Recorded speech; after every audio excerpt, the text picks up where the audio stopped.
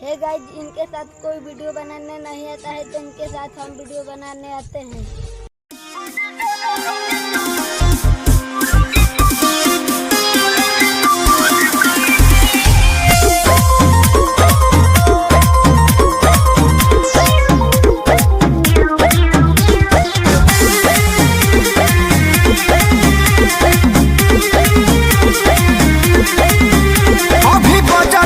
दोस्त तू बेबस कहिलू रहे ठंडा गरम नस नस कहिलू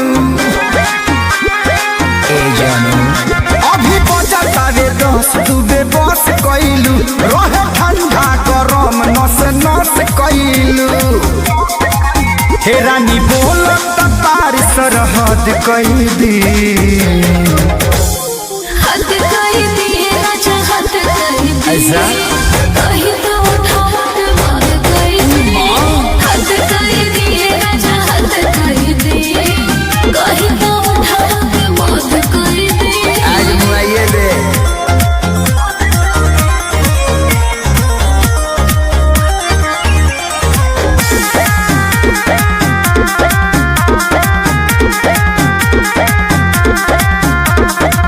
सजल सवारल बारू रसम से भरल बारू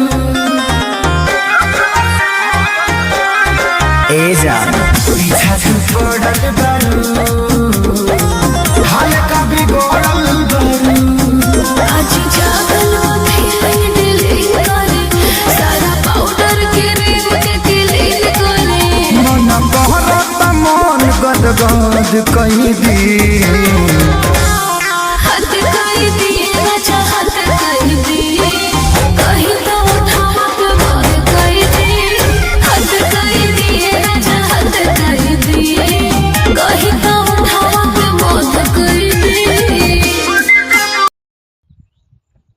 तो है गाइज, हम लोग इस डांस वीडियो बनाने में बहुत मेहनत किए हैं गाइज। ये हमारे कैमरा मैन है, देख लीजिए, हमारे साथ कोई वीडियो बनाने नहीं आता है तो ये लड़का मेरे साथ वीडियो बनाने आते हैं। और गाइज हम लोग इस डांस वीडियो में बहुत मेहनत किए हैं। ये हमेशा मेरे साथ आता है और कोई मेरे साथ मदद करने वाला नहीं है। गाइज हमारे वीडियो को लाइक सब्सक्राइब और शेयर जरूर करें गाइज। हम लोग बहुत मेहनत करते हैं, सपोर्ट जरूर कीजिए गाइज। इसके बाद मिलते हैं नेक्स्ट वीडियो में।